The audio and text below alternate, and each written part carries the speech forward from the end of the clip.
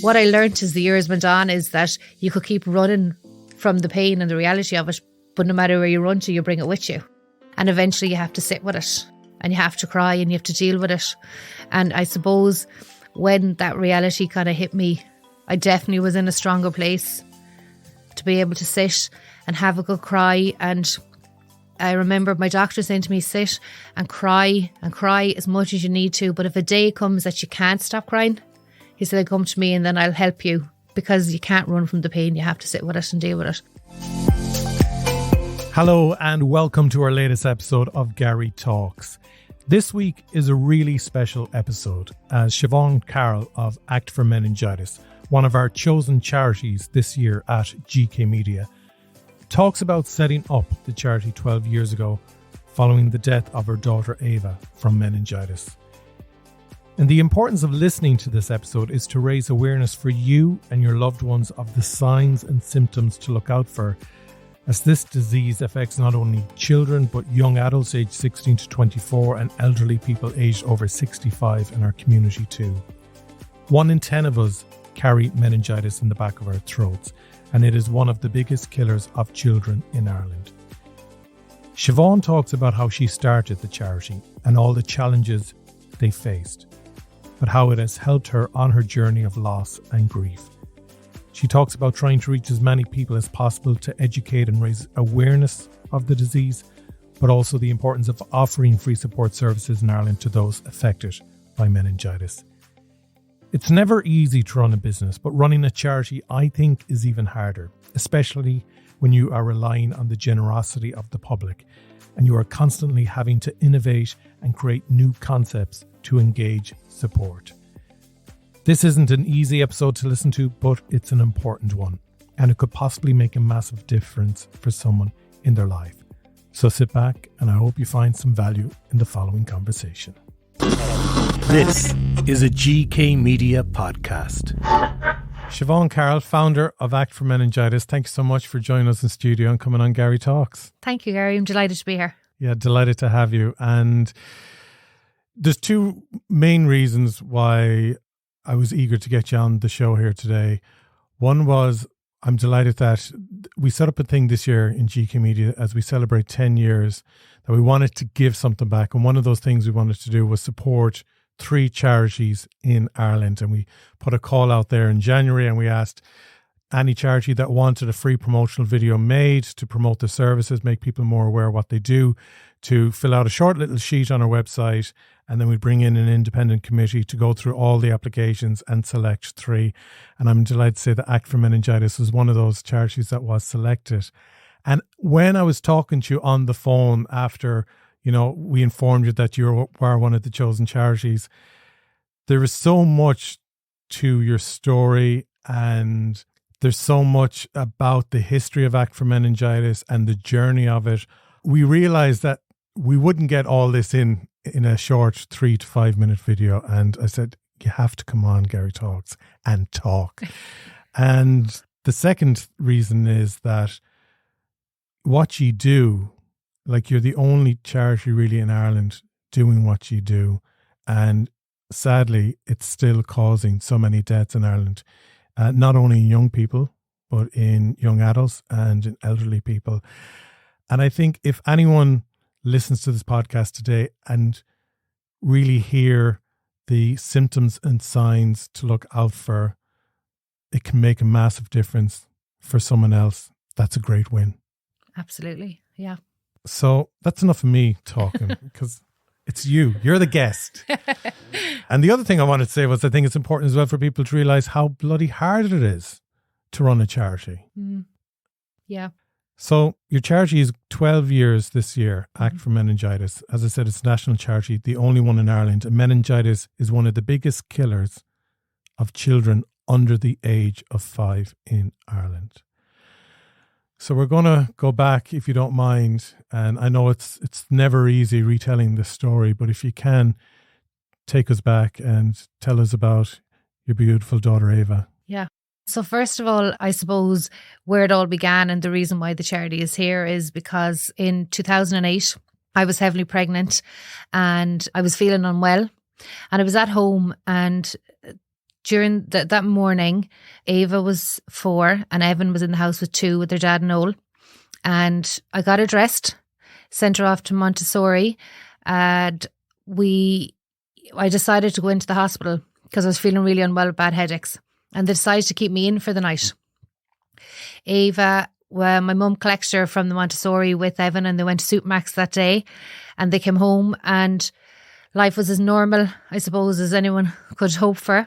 Excited with the new baby coming. We knew it was going to be a boy, and Aoibhe had picked the name Noah and had helped me that weekend to pack the baby bag. So I spoke to her at 9 o'clock that night, and she told me she'd learned all about Africa and the Nínara, and she was going to bed, and I said, good night, I love you. And I spoke to Evan and I said, I'll talk to you in the morning. So a few hours later, Noel rang me and said, Ava's kind of sick. She's a bit of vomiting and diarrhea. But I didn't really, kids be sick, they get bugs. You don't get overly concerned. Probably always bothered me that I wasn't there because I was always there and they were sick. I was a mum who was at home with their kids, didn't really go out, just wanted to, I suppose, be with them. And he put her to bed, and unbeknownst to me, what was happening at home was a few hours later she was up again and she just wasn't herself. And he rang the out of hours service. He rang the doctor and said, she has these symptoms. She's not usually like this when she's sick. And they said, there's a bug going around. Just keep an eye on her. Check and see if the light is bothering her, and check her and see if she's any rash. No, none of that. So I went into bed in the hospital in Galway in the maternity, and I got a call from Noel, and he said, Ava's really sick. The ambulance is on the way. And I couldn't understand it. I'd been talking to her at 9 o'clock, and she was, to me, she was fine. She had had a wonderful day in the Montessori. And I got dressed and I ran down to the front door of the hospital. And what was happening at home was that Noel had rang the out of hours again and said, I'm just not happy with her. And he was holding her in his arms. It rang my mum, and mum came out and he was holding her in his arms. And they were looking at Tom and Jerry on the telly, and he looked down, and Aoibhe was, she was turning grey, really, for want of a better word. And he thought it was a reflection of the telly. And she literally she just closed her eyes. And he rang the ambulance. They came out and they said to him, we think we have a pulse. I didn't know any of this was going on. I was just waiting at the front door of the hospital in Galway. And I remember hearing the ambulance in the distance, and this ambulance was coming really fast. And I remember still, it was pitch dark. It was really quiet in the car park. And I remember thinking, somebody's really sick. That ambulance is in a hurry to get here. Not for 1 second thinking that when the ambulance pulled up, Noel jumped out. And it was the ambulance with Aoibhe. And they rushed her into the room in A&E, and they brought me in. Now, I was heavily pregnant, and myself and Noel waited outside. I just couldn't bear to think what was happening in that room or being there. And I suppose they were trying to mind me as well. And when we were standing there, we saw the priest and the consultant walking towards us. And they said, I'm really sorry, she's gone. And they brought us down to the room. Like, it was just, there's very little I remember from that night. There's just one or two things. I remember being helped down to the room, and they opened the door, and it was packed with medical. There was doctors, there was nurses, there was so many people there, and there was complete silence. They all just stood back, and we walked up to her, and she was lying there, and she was gone within, we would say, 6 hours of being sick. She had passed away, and our lives just changed forever from that night. We went home, and of course we went ahead with the burial and all that kind of thing. And 4 weeks and a day later, then Noah was born. I don't remember anything about that at all, apart from the midwife and Noel and me in the maternity holding him, and the three of us hugging each other, just crying. And we went home with Noah, and a year later Sophie was born. And the mad thing about it was, the night I went into labour with Sophie, the same midwife walked into the room to me that had helped me deliver Noah. And I just thought, oh, Ava's looking after me. She's sending someone to mind me, someone who knew how traumatic this would be, because I knew it was going to be a girl. I was terrified when I went into labour that night with Sophie. So you're just always going to think the worst, I suppose. And then we went home and just had to try and start, getting on with our lives. But one of the things that I always remember saying to myself was, even though my life had changed so dramatically overnight, that I was not going to let my children's lives change. And I was going to try and give them as much of a normal life as possible. And that's where I suppose I did my best to try and keep going till I decided that the one thing Noel had said to me was, I wish I'd had something to look at. I wish I'd known about meningitis. I wish I had some information at hand. And I remember driving along the motorway and I was crying and I pulled in and I just, it's just surreal trying to get through every day. And you really are living in a bubble. But I remember thinking, I have to try and stop another family going through this pain that I was feeling. And that's where Act for Meningitis began, I suppose. Yeah, I mean, it always gets me, and I didn't know Aoibhe when I hear the story. And I have a 4-year-old now. I don't know how you keep going. It's amazing that you've set up a charity in her name. Mm-hmm. But I couldn't bear to think of the heartache you've endured all these years. Yeah, and I never sat back and thought about what a bereaved mother looked like. I hadn't had anyone close to me lose a child. I had friends who had had miscarriages and stuff, and I had miscarriage twins in my very first pregnancy, and I know that kind of loss and pain. And a few weeks after Aoibhe passed, we were in the hospital in Galway and we met a consultant who had come down from Dublin, and we were sitting talking to her. And she said to me, I know what you're going through. And I was thinking, this lovely lady, so elegant and so nice and so kind. And she said, I've lost 2 children. And I remember sitting there looking at her and I was just, oh my God. I said, how do you get through it? And she said to me, you keep as busy as you can for as long as you can. Because she said, it's not the first year, it's not even the second year, maybe it's not even the third year before the reality of what has happened hits you. She said it's 2 or 3 years down the line. And at that stage, then you're in a stronger, better place to deal with the loss, because really you are in a bubble for the first few years. It's just basically survival day by day. And I had a new baby 4 weeks after. So I was up doing night feeds and then Sophie coming the year after. So our life was really, really busy. And that's what I decided to do. So that's where I decided to go ahead with the charity and try and stop someone else going through it. But I was doing it as much for myself at the start as well, because what I learned as the years went on is that you could keep running from the pain and the reality of it, but no matter where you run to, you bring it with you. Yeah. And eventually you have to sit with it and you have to cry and you have to deal with it. And I suppose when that reality kind of hit me, I definitely was in a stronger place to be able to sit and have a good cry. And I remember my doctor saying to me, sit and cry as much as you need to. But if a day comes that you can't stop crying, he said, come to me and then I'll help you, because you can't run from the pain. You have to sit with it and deal with it. And that's where I suppose the charity helped me at the start, because I had no experience. I was a Montessori teacher at the time when Aoibhe passed, and I had no experience of anything, about doing business, anything like that. And I remember sitting down with a diary and Googling how to set up a charity. That's where it started.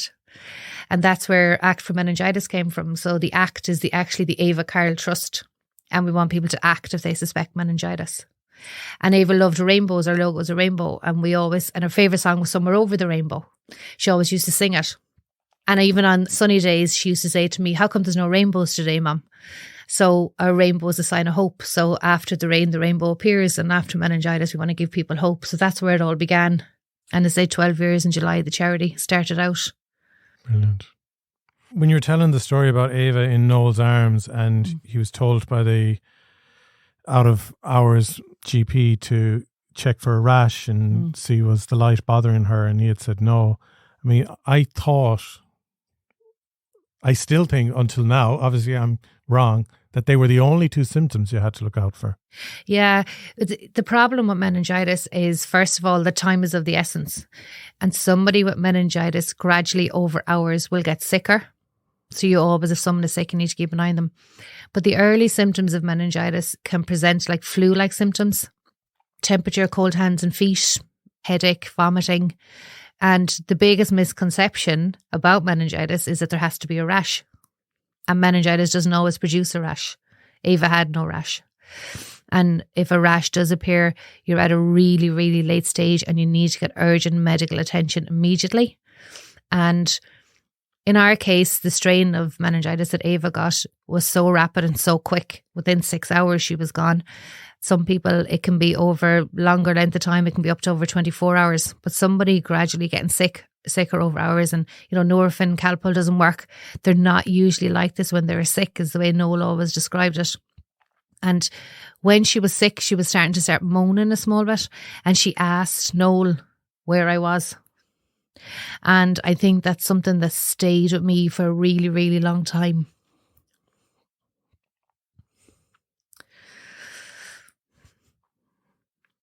That I wasn't there when she was sick.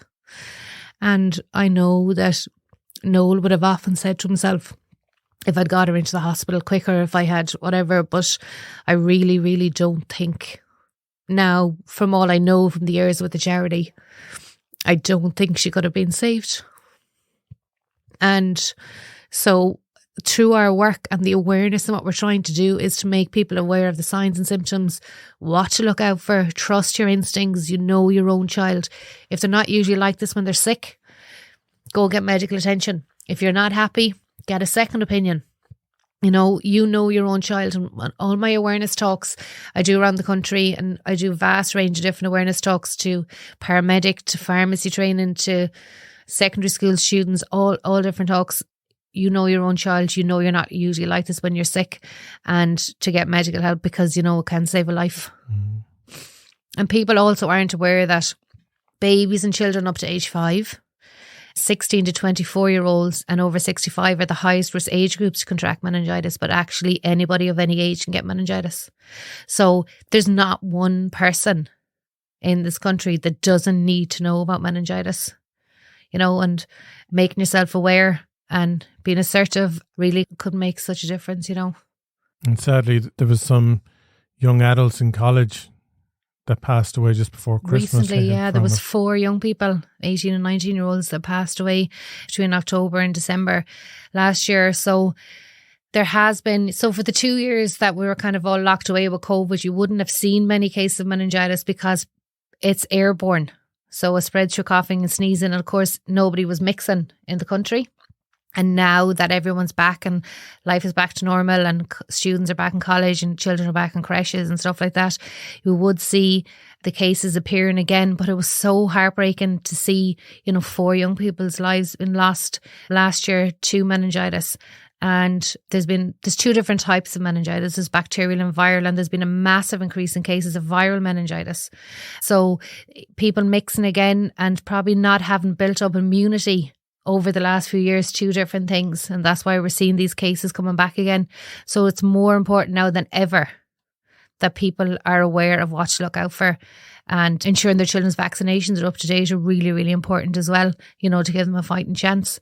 So our work is, we're a really, really small charity, but we're the only ones in Ireland. So we have to shout a bit louder to be heard and to reach as many people as possible with the awareness.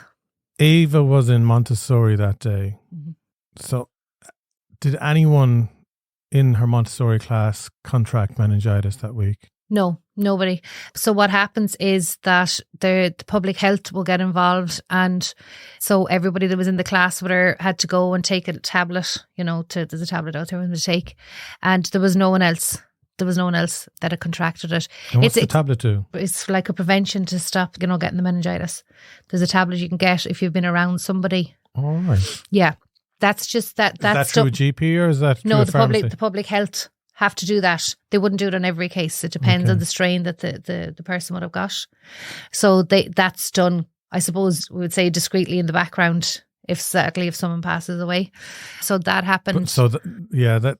It's a preventative, but it's also But people still need to be aware of the symptoms and stuff as well. Yeah, exactly. Yeah, but that's after someone has obviously been diagnosed. Yeah, or if someone has passed away, and it depends on the strain usually as well of the bacterial meningitis that they contracted.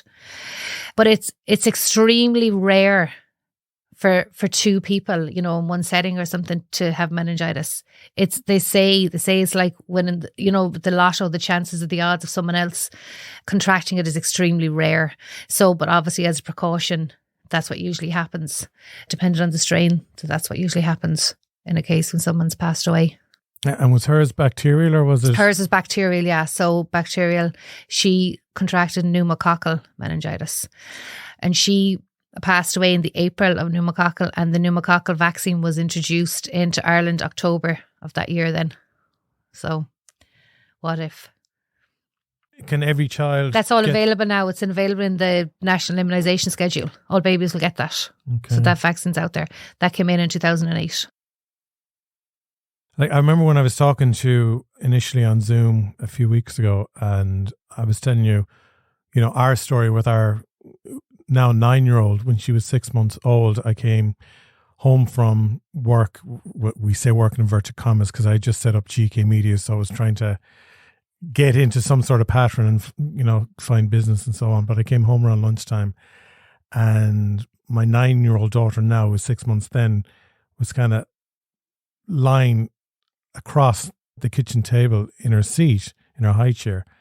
And I said to my wife, I said, is she due a nap now? And she goes, no, I'm after taking her up. She slept for 2 hours, but she's really sleepy.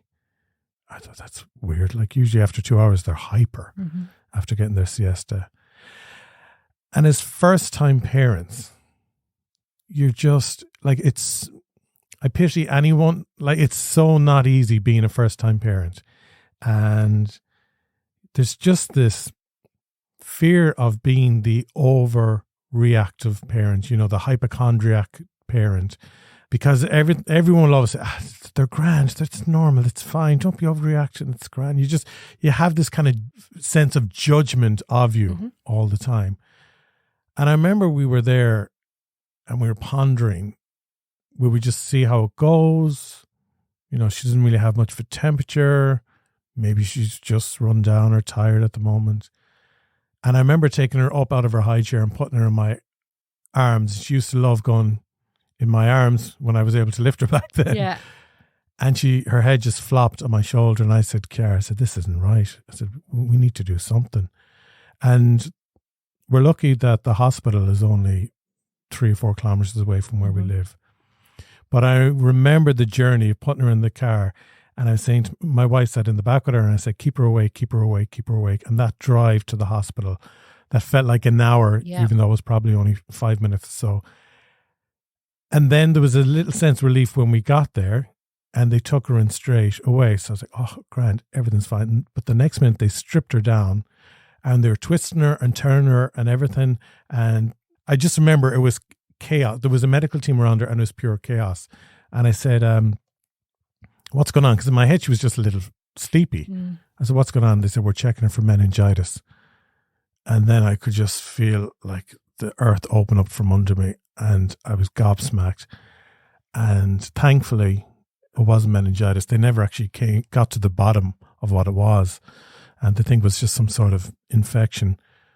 But how the symptoms came on so quickly, and that was great that that's what they were checking for. But me as a parent, that was the last thing I thought of. Yeah, but and still, it needs to be. Yeah, it does. But still, like with babies, and especially with babies, that's just not normal for a baby to be, be like that. And being limp or floppy, refusing feed, bulging fontanella, the soft spot on the baby's head, that's one of the symptoms with babies and stuff. People just need to, and like we have families who've shared stories with us who have gone in to the hospital with babies with those kind of symptoms, and they perk up a small bit in the hospital, they send them home, and they have to make a dash back in, and it has been meningitis and stuff. So, people should just, and it's not me trying to scare people, but if you knew something wasn't right that day, and thankfully you were sent home. So just, to go and be the voice for your child to be sent home and everything's okay. You just have to do that. You just have to walk in the door of that hospital and shout, and to be heard. And one of the things I always say as well when I do all my talks is, especially to parents, is when you're handing them over to a doctor or whoever, and just say, can you rule out meningitis for me? So put that word in the medical person's in their head, so they're the ones that are going to take charge and do the little things to check and see. Especially the biggest probably battle for us with the age groups that we're trying to get awareness with is the student age groups, because they are away from home. They're with their friends, they're in college dorms. And at that age, like we all did, we think you're invincible, Yeah. And when we do our pop-up stands or we do our talks in all the colleges or we're there, nobody really comes up to us unless they know somebody or they themselves have been affected by meningitis, because they don't think it's going to affect them. So trying to get the message through to that age group that mind your friends. If someone's really sick, check on them. Tell them to go to the doctor. Tell them to ring home. So we're doing a bit of work with the ISHA, the Irish Students' Health Association. Their conference is on in Galway in April, and I'm actually speaking at the conference to try and get more awareness into the colleges. And so these are doctors and nurses that work on the college campuses that are coming to this conference to try and get the awareness there to make that age group more aware of what to look out for and the symptoms, because, as I've said before, time is of the essence when it comes to meningitis. And we've had stories where sadly, people have lost that age group of young people. And we have people who have gone in to the hospital or checked on their friends and it has been meningitis. And, it's so important that we get the awareness out to that age group. Do we know why one person in a room can get it and the other? No, there's no, I know there's a lot of research going on with that at the moment in universities in England, there's a lot of research going into that, but there's no specific reason why one person is more susceptible than another to contracting meningitis. So 1 in 10 of us carry it in the back of our throat or nose, and it never affects us. Wow. Yeah. So that's where you see the issues with the students, because there's such big groups of them together and stuff, and it may never affect us, but they don't actually know the reason why one person, but there's research gone into that. So there's a lot of work being done now with the World Health Organization, because with so much that's gone on over the last few years with COVID, it did take over, understandable, but like the other diseases were kind of pushed to the side, for want of a better word. So 2 years ago, the World Health Organization created a roadmap to try and defeat meningitis by 2030. So that's a global plan to defeat meningitis, because, in a lot of the countries like in Africa and stuff, they don't have the vaccines that we have. So that, the work needs to be done on that. And there needs to be in each country, there needs to be more awareness done. There needs to be more awareness done around vaccines. There should be in Ireland, we need an aftercare plan, support for people. There's just us, and if someone doesn't tell someone coming out of the hospital about ACT, you're left, Googling where to go get support. So there's this big roadmap plan. So I'm delighted to say that they put a strategic group together, and I'm representing Ireland. Yeah. It's amazing. It's a massive honour. So I was invited to represent them. So I'm going to try and shout to be heard for Ireland and what we need to do with our suggestions, and try and get, more awareness and more. I would like to see a strategic plan put in place for Ireland around awareness and support and stuff. So that's starting in the next few weeks. It's just going to be all through Zoom at the moment. But so there's so much that needs to be done, because around awareness, around vaccines, and around the lack of support that's out there apart from what our charity offers to people. It's still happening. It's still in Ireland. There's still cases, and there's still people that are on this journey that they walk out of the hospital, so 1 in 3 are left with side effects from meningitis. So they're coming out the door and they're on a new journey with their child or with themselves as an adult. And 1 in 10, sadly will lose their lives, with the case of meningitis. So the support needs to be there. And so there's a lot of work needs to be done still around it. Bring me back 12 years ago then. So how did you go about setting up the charity, and what were the big lessons back then, where I'm sure there was innocence and naivety to this whole process? Yeah. So it started really at a wave of emotions, really. And I will still say that the support of the people in Galway was phenomenal. I'm from Galway, and the support of the people, I can never put into words the support that we were given. Someone donated an office to us for a year to get started. People were volunteering. We had events. People were turning up. And these were people that I could have been in primary school with, I could have been secondary school with, friends of friends. I remember having a table quiz up in the Clayton, and you couldn't move in the place. There must have been about 600 or 700 up there. And it was so emotional for me that even though these people hadn't been directly affected by meningitis, that they believed in what we were trying to do. And, there was a survey done a couple of years ago, and 90% of GPs say it's the one disease that they fear the most in case of missing it. And it is probably the biggest fear of any parent as well, that they miss out on it.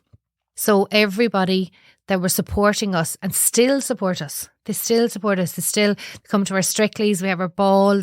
For years we used to have Aoibhe's run in Renville and Ormore. They still support us. They still go on the page. They share something. It's just been phenomenal, the support. And when we started out first as awareness, our plan was just to be an awareness charity. But really quickly we started getting phone calls from people who heard about us, and they just needed someone to talk to. You are really alone when you've been affected by meningitis, because like every disease is different, but with meningitis, the speed of it and what you're left to deal with after. And it doesn't just affect, the person who's had the meningitis. The ripple effect is what we call it, is the effect on the parents, the effect on the siblings. This child could be coming home adult and they're suffering, and the siblings are afraid the mum and dad are going to be gone again. The parents are afraid, what if they get sick again? So the ripple effect of meningitis affects the whole family. And with loss and bereavement, it affects communities, across the board. So that's when we got our amazing psychotherapist, Emer, who runs all our support services, and all our services are free. And there's no waiting list, and we will support you for as long as you need it, and not just you, siblings, families and communities. I visit our bereaved families when they make the first contact. I go visit them and talk to them. So we've built up, let's say, a network of friends. But to know that you're sitting in your house and there's somebody who understands, they could be in another part of the country, who understands what you're going through. Know that you're there for a text, for a check-in, just to know that you're not alone. And same with the support services. Whatever level of support you need, at whatever time you need it, we'll give you the support that you need. Could be counselling, could be play therapy. We have our online workshops. We have our family day. We bring all our families together, and all our services are free. And just some families then would dip in and out of the support as they need it. So their children could be starting school doing really well, and then maybe they're not reaching a milestone, or they're struggling in school, or, so it can be a few years after before you can see the side effects from meningitis. So we're there for them when they need it. What did I learn from it? What have I learned in all my years? I can't say anything negative, because it probably saved me. And I think that I'm still humbled by the kindness of people who just want to help me make a difference. And it's been the most amazing journey, with so many ups and downs and hard days and sad days, and days when you just stand there and cry, and days when people will do something to remember Aoibhe. Or I was at a ball, there was a ball in Limerick a few years ago, and it was in memory of a little girl down there who had passed away. And her local school, one of the women made teddy bears. And she made a teddy bear and had sat there and sewed it and put Aoibhe's name on it and the charity logo was sewn onto it. And they made a presentation to me at it. And I mean, to think that somebody went to that effort and cared enough to do something to remember Aoibhe, because we want to try and help other people, but she did it for me. It's just been amazing. And I mean, it's changed my life for the better.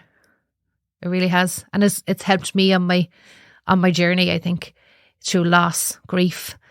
My children were a part of it for years. They'd be out doing the runs, they'd be out shaking buckets, they'd be travelling around the country with me. And we all get to do it together and to remember her as well. And are you supported then by the Irish government? Slightly. We have no... That's an awkward question then, is it? Yeah, no. We don't have any sustainable government funding. So we have to apply for small little grants and stuff throughout the year. We get a small bit of support.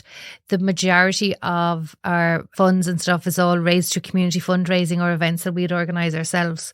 So it is no more than for any organisation or any business in the last few years is extremely challenging. But like, we're still standing. We're still doing the best we can, what we have. We get corporate support. Our awareness materials are in all the GPs around the country, which was a massive achievement for us. In the pharmacies around the place, around the country, there's our awareness cards are out there. So we're reaching people, but we have to really, I suppose, put in the work, no more than any other organisation. But we have to do a lot of the work to try and do all that. How many families do you know that you've worked with over the last 12 years? And I couldn't give you a figure for the last 12 years, but at the moment we would have roughly about 160 families in our services who are on different levels of support. Currently. So that could be a family who just need a phone call. They want to check in. That could be someone that would check in out for advice. That could be families who at Christmas time we send out all our packs to them, and it's a kind of they do their little bonding and they do a family activity together. Then we have our workshops online where people will come in, and the workshop is teaching the parents and working with the parents and how to work with their children at home. So we give them the skills to do that. Then we have our family days. So it depends on different, but at the moment that's about how many families are in our service at the moment, but different levels of support. But we could get a phone call from somebody who's in the hospital. I had a woman email me whose son was 16 and he was doing a placement in Ireland and she was in America. And she was concerned about him, so she was emailing me. I was emailing her back.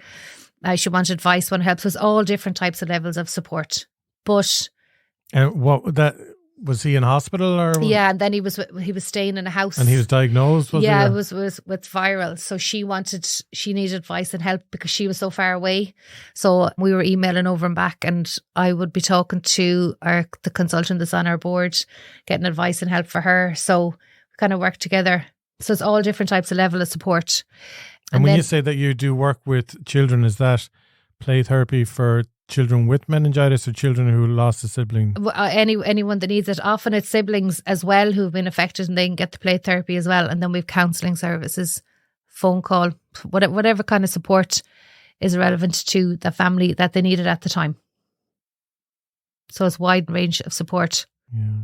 At the start, when you set up the charity and you have, 600, 700 people at the Clayton Hotel and, there's the big launch and everyone's on board and giving you an office for a year and there's that real community support. Yeah. So you're starting the ground running. Yeah. But then things happen, people move on with their lives, there's other distractions, whatever. And it's not intentional, but we'll say that big circle of support that was there 12 years ago, you could look around the room now and see that those numbers might have just naturally dwindled. Mm-hmm. So how do you keep getting the message out there and how do you keep encouraging people to support the charity? What we've seen over the years is a lot of the time families who have maybe been through our services or families who've been affected, so they want to do something then in their community. So we would work with those families. So if there's events on, we would arrive down, have an awareness stand, hand out all the awareness materials, talk to them. And so they are still coming to support us. Like, we put in a lot of the work now. So I would do a lot of awareness talks, and through those, then we have people that want to support us. I do a lot of paramedic training. And we've got massive support from the paramedics around Ireland. I do pharmacy training, train the pharmacists, because that's often the first point of call for people. And so we really have to kind of put in the work to try and reach the people. And everywhere we go, we will always meet somebody who's been affected by meningitis or knows somebody or who believes in what we're trying to do and knows the importance of the awareness or the support. And that's how I suppose the charity is still going, because we still have a lot of people who would still come and support us and have for years. But there's always new people every year that come in and want to help us in what we're trying to do. How has it affected your family, your other 3 children and Noel, because you've grown up with this grief now? Yeah. And I suppose after years, so when myself and Noel separated, we're nearly 6 years separated now. And so Evan was the only one that knew Aoibhe. So Evan went to bed. He was 2. She taught him how to walk. She held his hand and taught him how to walk. And he went to bed and woke up in the morning and she was gone. Evan doesn't talk about it much. And I do know that for the first few years after that, there was a lot of confusion around it, like, where's she gone? I remember him saying, can we get a ladder, Mommy, and climb up to heaven and bring Aoibhe back? I remember him saying that one of the days. And even now, he won't say much. He doesn't really talk about it. Evan's 17 now. He doesn't talk about it much. Noah knows that Aoibhe picked his name and that packed his baby bag. But I think out of the 3 of them, I think for Sophie's 13 now, and Sophie would sometimes say to me, Mom, I wish Aoibhe was here. The boys have each other, but I'd love to have had an older sister. And she'd often say, could you imagine the size the house would need now if Aoibhe and the twins were all here, or we'd need a bigger car? Do you think we'd live where we're living if there was all of us here? But I think for her, sometimes she'd have a cry and she'd say, I wish I had my sister, because the boys would be very close. And it had a profound effect on all of us in different ways. And I remember talking to somebody who said that the siblings, can be, even if they didn't know the person in the past, it can be really, really hard for them too, because obviously there's a sense of loss and grief in the house and you're trying your best and you have those days where you just want to sit and cry and you can't, because I had 3 small kids in the house. Everything was so crazy and busy. And like I said, I didn't want their lives to change because my life had changed. And I remember bringing them up to the play areas, bring them to their sports, their trainings. And it definitely had an effect on them. But a lot of talking, and I suppose them seeing me trying to get on with it and be positive and talk about her in a positive way and doing this in her memory has probably helped us all kind of get through it all. With myself and Noel, I think that he was holding her when she died, and I wasn't there when she passed away. And it really, really was so difficult for both of us to come to terms of what the other person had been through and how we felt. And, in time, it just, and we're in a very good place now, myself and Noel, and he's involved in the kids' lives and we get on really well and we're there at the side of the pitches for them. And, but it really was, it took its toll, I think, on us both. But I can sit here now and say that Aoibhe would have been 19. So she was born on New Year's Day. She was the first baby born in Ireland. And we were on the news and we're in the newspapers. And we say she came with a bang and she left with a legacy. And I can say that, and nobody wants to hear this at the start, but I can say that time is a healer. I miss Aoibhe every day. I go down the village and I see her friends that she was in the Nina with. Because, it's a village, everyone knows each other. And they'd be like, hi, Siobhan. And you get a pain in your heart and you have to struggle to take a breath sometimes. I was in the university a few weeks ago in NUIG. It was a volunteer fair. And I was surrounded by students. And I remember sitting there thinking, what would she look like? Would she be here? So you have good days and bad days. You have days where you still can't believe it actually happened to you. Sometimes it's so surreal. But like, time is a healer and I can talk about her. She's going to be remembered. And in her memory and her legacy, we're working, there's lives have been saved. People aren't alone after meningitis. And I suppose you still would change it in the morning, obviously. But I remember they said to us, if she had survived, that she would have had no quality of life. That she would have severely impacted her. And would I have wanted that for her? You know, she loved singing, she loved dancing, she loved getting her nails painted, she loved going shopping. For about 2 years after, I remember I avoided Dunn Stores because I couldn't go past the kids section because we were always in there picking up bits, and she loved her fashion and her style, and she'd sneak in her bags and hide them in the wardrobe. But I had to make a choice to get on with my life for her, you know, and that's what we're doing. So can you just, and I know you've said it already, but can you just remind us again some kind of bullet points of what people need to watch out for? And again, this is not only for children, this is for young adults, this is for elderly, this is for everyone really, yeah, isn't it?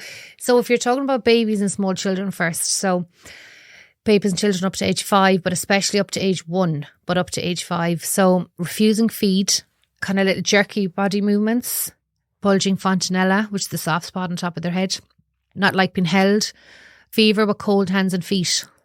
And because no baby, you know, after a few months should be having temperatures and stuff like that. So that should be alarm signs for alarm bells for people. So they're the kind of early symptoms with babies. And there's 1 or 2 videos we have on our social media. You can see people share their stories and, you know, their children did present with those symptoms.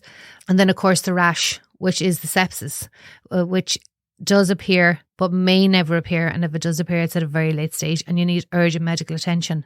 So they're the kind of symptoms for babies and small children. And then for the student age group, so fever with cold hands and feet, a headache like they've never experienced before, vomiting, a stiff neck, bright lights bothering them. And 1 or 2 of the students who would have, you know, been in contact with the charity over the years would have said it as a severe, horrendous hangover, but not getting any better, over hours, getting sicker and getting sicker. So that's the kind of age group, and they'd be the kind of same symptoms as well for, you know, for the older age group, as well as any adults at that kind of age. But the headache, they talk about this blinding headache that I've never experienced before.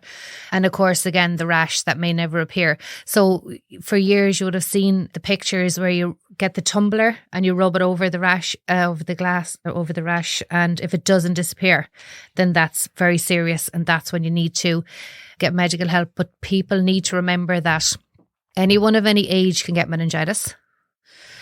The meningitis doesn't always produce a rash. And to ensure all their vaccinations are up to date is really important, because there's definitely been a decrease in the uptake of vaccines due to COVID, to ensure that they've had their meningitis vaccines and to trust their instincts. And is the meningitis vaccine only for young people, or? So they get the schedule in the baby's immunisation schedule, so it takes 5 visits to be covered in the baby's immunisation schedule. And then with the children going to first year of secondary school, they will get, which has been introduced in the last 3 years, is the ACWY vaccine. It used to be the C one, but now they've changed it to the ACWY, so they're protected against more strains. So that's given now first year of secondary school. Okay, very good. So that's available as well, and that's all free. And what about young fogies like ourselves? Possibly down the line to look at, there's over 65, so we're donkey's years away from that, so we don't need to worry about that yet. But the pneumococcal vaccine, which is free for over 65s, and that would cover pneumonia and the pneumococcal strain of meningitis as well, and that's available free for over 65s. And how bad is it in other countries? So per capita, obviously the UK and stuff would have higher number of cases, but when you're looking at countries like Africa and all those areas, they can have massive outbreaks of cases of meningitis. So there is serious concerns and problems over there, and no vaccines being available. So I know with the World Health Organization, there's a lot of work being done around that, but they could have big outbreaks of it. But we wouldn't see outbreaks or anything. Because people are being vaccinated, and especially with that ACWY, with the herd immunity, while you're getting the vaccination, you're protecting those around you. So we wouldn't see. And of course, there's been a big decrease in cases since all the vaccines have come in over the years. But meningitis is still here, and it's still happening. And still killing people. And it is, yeah. So there's a lot of work for us still to do. You know, the 4 young people who passed away there between October and December last year, and I know you support families. I mean, you talk about the ripple effect that must have a huge effect on their fellow peers. Yeah, definitely. And when, even in my case, first of all, when there's so few things I remember around that time, but I remember some woman coming up to me years later and saying, I was in A&E that night when your daughter died. And she said, I remember. And it'll stay with me forever, the panic. And I suppose my reaction, you know, because I don't remember a lot of it. She said I was wailing, crying. I don't remember any of that. And I see people who say to me, I remember where I was when I heard that your daughter, that Aoibhe passed away. And the ripple effect of, as you say, somebody losing someone, you may never know. You know, you may never know. And part of me probably, because I was from Galway and knew so many people, I probably saw that the ripple effect of it when the amount of people that wanted to help us because they couldn't believe it happened to someone they knew. And it could, even my next door neighbour was out talking to me the last day, and he says, Siobhan, it took me years to actually, you know, come to terms with Aoibhe passing away. That was just my next neighbour who would have known her, but not, you know, I wouldn't have known her, as well as, say, family and stuff. And he said, so the ripple effect of it all. And so we offer support, you know, to somebody wants to have a talk. Emer can go and talk to the group of friends if they want that, you know, to give them some advice and support and help, even if they want to pick up the phone. They want me to ring them, have a chat, you know, we're there for them, because sometimes it can take people a few years before they're even able to say the word again. Some people never want to speak about the word again. It's changed their lives dramatically. And like, I went through a stage of saying, I have to stop talking. I have to stop talking about this, like this word, this disease. It changed my life. But I'm obviously in a better place now that I can talk about it again. And what if one person is listening to this, and, you know, if meningitis stays in the back of their minds, and what if, you know, that's why it's so important. But you go through stages of not being able to talk about it. It's just so overwhelming, and how my life changed in that hour. And I was on a different journey, you know, that I never thought I would be on. Yeah. You know, I know you said that you were scared when you went into labour with Sophie. But like, when you were rearing your 3 children, was this a constant fear? Yes. An absolute constant fear, without a doubt. And I doubted myself as a mother about my capabilities. I willed them all to get to 4. It's just these things that you do. It's all part of grief and loss. I remember my first time going out for dinner and had the fear. Actually, I went to the cinema and I left early and I had to go home again. It's just all part of the loss and that fear of what if something happens again? What if one of them gets sick? I had a path warned to the doctor when they were all small. And I remember Evan got horrendous chickenpox and we had to go to the hospital with him. And I remember after, a few weeks later, my doctor said to me, you know, they were querying meningitis. He was so sick. But he said, I wasn't going to tell you because I had to try and keep it together. So you do, but you know, it is all time. It is time, and they got older, and now we're at the next stage. They're all, please God, you know, they're getting to the college age or that kind of age, and then there's a whole other wave of, but I can rationalise things now, and I know what to look out for, and I believe in myself as a mum, and I know, you know, I know what I need to do. But yeah, I know that most definitely did happen. That fear. And my GP was so nice. He said, yeah, just bring them in. Yeah, of course, come in. And they just say, you know, it's fine. You were doing the right thing, but they're okay. But that is all part of trying to get yourself through, especially when they're all small. Yeah, like one of my best friends, he was my first cousin, Michael. He died at the age of 9 when I was 9. Sorry. And my eldest now is 9. Yeah. And it is that thing of just willing them to go beyond that age. Because I look at her now and it keeps hitting me that this was the age that he passed from an asthma attack. Yeah. And again, it shows that ripple effect. Absolutely. You know, and that was, I'll give the age away now, won't I? But, you know, that was That was in 1989, and it still affects me. Yeah, but it does stay with you. Yeah. It does stay with you. And the anniversary still just pulls the rug from under you every year. Yeah. April now. Technically, it should be 15 years gone. And so her 5 years gone, her 10 years gone, her 15. It's something strange about those kind of dates that seem to, God, it's like a lifetime, but they're just such definite numbers of time that she's gone. Her communion, she was so excited about her communion. She wanted to get her ears pierced. I said, yes, you can get your ears pierced. She even had everything planned. And the day of her communion, I remember packing everything into the car and we went down. I think we went to Mayo or somewhere just to run away. But sure, in hindsight, I was just bringing my pain with me. But you just don't know what to do. I used to put the kids to bed and just go down at 10 or 11 at night and just walk around Tesco, just staring at things. Because you're too afraid to sit with it. It's probably about 3 or 4 years after she passed that I was able to sit with it and start dealing with it and go and talk to somebody and, face the reality that she was gone. Because you don't want to face that. You don't want to think that that they're not coming back. But in hindsight now, looking back at everything and the place I'm in now, and I'm in really, really good. I am in a really good place and the kids are doing really good and, we are really happy. In hindsight, that was my journey and I am where I am because of my journey and where losing Aoibhe led me to. Sitting here today with you and, hopefully making a difference for other people. And you feel her presence today? Yes, yeah. Absolutely. Oh yeah, absolutely, yeah. I wouldn't go down to the grave that much. I mean, I talk to her every day. I do have her head wrecked when I'm trying to get a parking spot and say, come on Aoibhe, I'm in a rush. No, I talk to her all the time. And I wouldn't be deeply religious, but I do pray now.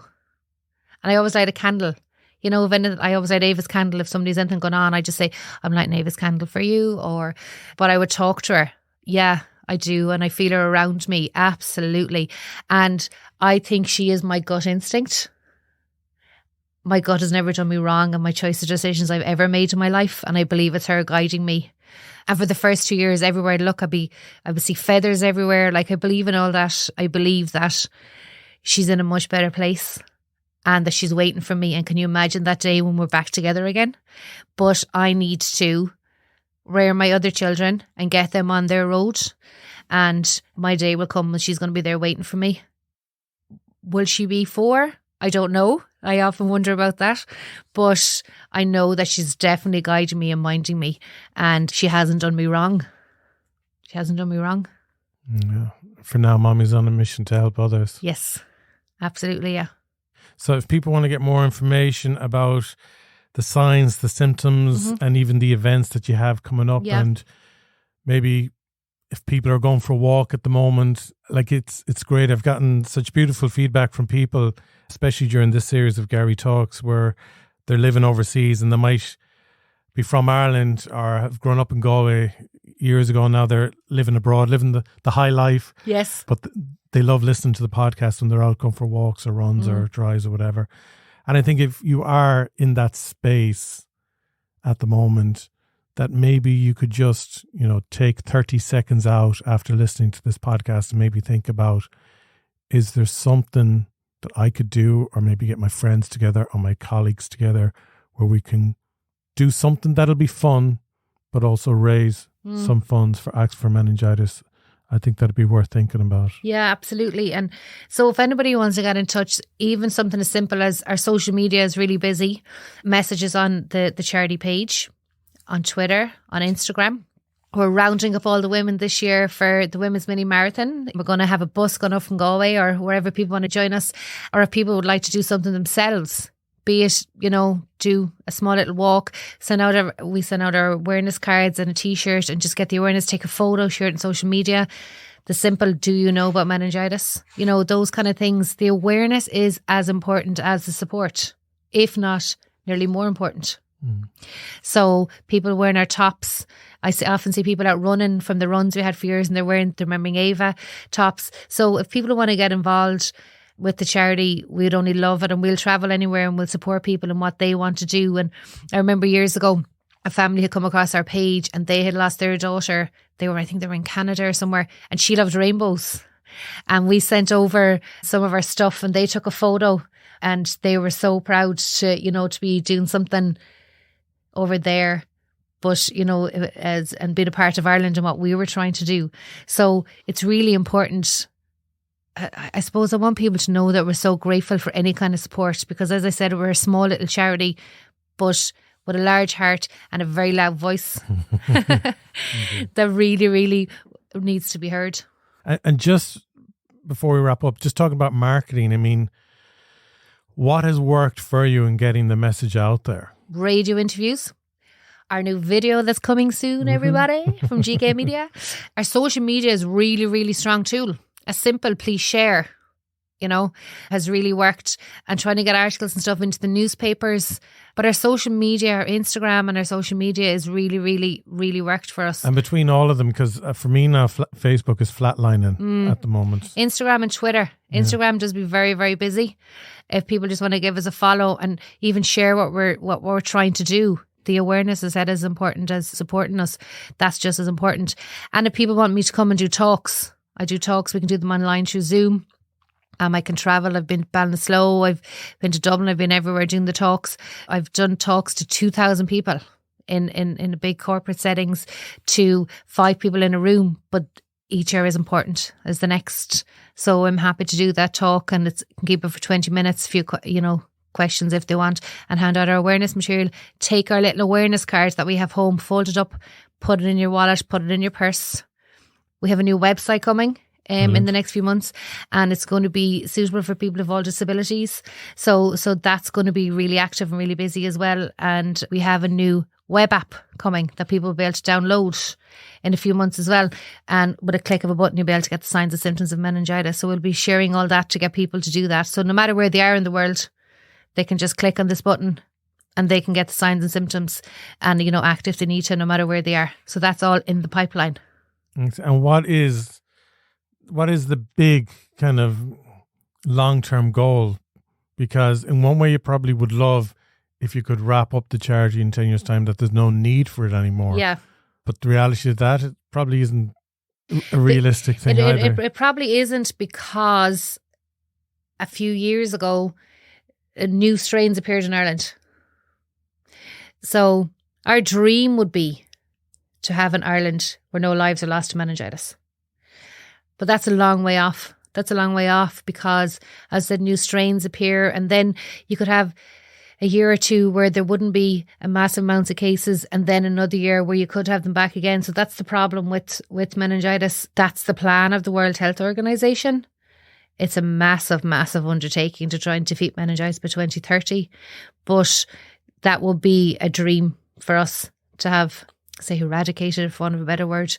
But that's why we're a part of what's going on in the World Health Organization, to try and get our voice heard over there and be a part of what they're trying to do on a global scale. But that'll be a dream to have that.